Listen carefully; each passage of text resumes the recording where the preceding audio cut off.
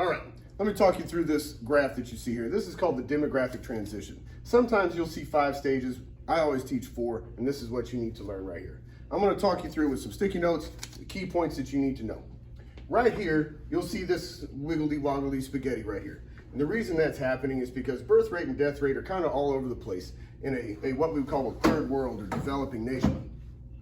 Death rates can be really high if there's like a drought, and birth rates can be really, really low. Likewise can be true. If it's a really good season, it'll switch. But this is still a nation that is controlled entirely by the seasons. This is a purely agricultural, primitive society that you would have here. You notice the population is very low. That's because the death rate's staying right up there with the birth rate. That's why.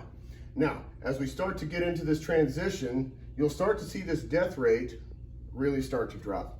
And the reason why is when we start to get some education and we start to get some health care, then that death rate is going to start going down as soon as we get some health care. Now, you'll notice that birth rate is staying pretty high. There comes a point in society where it really starts to drop, and you're going to see that here. There's lots and lots of reasons for this notable drop, and that is the role of women in society. In these earlier stages in a culture, then women are often the primary family unit. They're at home raising children. A lot of women don't have jobs or are not allowed to have jobs. They don't have an education or they're not allowed to have an education. There are nations today on earth where women are not allowed to go to school. It's crazy. Now, or so we think in a post-industrial society, okay? So their society will get there, but right now, right here is when a society makes that change. Then here's what happens. You, if you're watching this video, you're probably a teenager. Most teenage girls don't really want to have like 10 kids, right? And the reason being is because you probably want to focus on your career or get an education or something like that. Now, if those don't even exist to you and you're expected to have 10 kids, then you probably will, because that's the cultural expectation that you're in. Here, a lot of women are allowed to say, you know what, I really don't want to go through childbirth and choose not to have kids at all.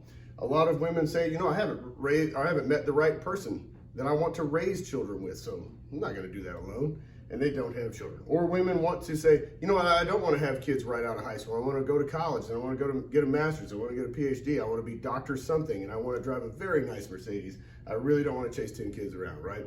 And so women will make that choice. And a lot of women want to work. They want to work on a career. And so they don't have kids till they're 35 or 40 years old, and they may have 1 or 2 children instead of back in the 1910s where your great-great-great-grandmother had 10 kids, 8 kids, whatever, and 5 of them would die of cholera. We're way past that, over here into post-industrial land. In post-industrial, one of the marked things of post-industrialism is this right here. It's when the death rate, the birth rate sinks below the death rate. Right there are more people dying than being born. And this is one of the true marks of a post-industrial society. Sort of the key post-industrial societies on Earth would be the United States and Japan. The United States would actually be dropping in citizenship if it weren't for immigration. Japan is dropping in population. Their birth rate is well below 2. It's actually below 1. So there are schools in Japan with like 2 kids in them, because that's where we are. It's too expensive to have children. This is another cost that happens right here, is when the cost of raising a child is so expensive in daycare, medical care, college costs, car costs, etc.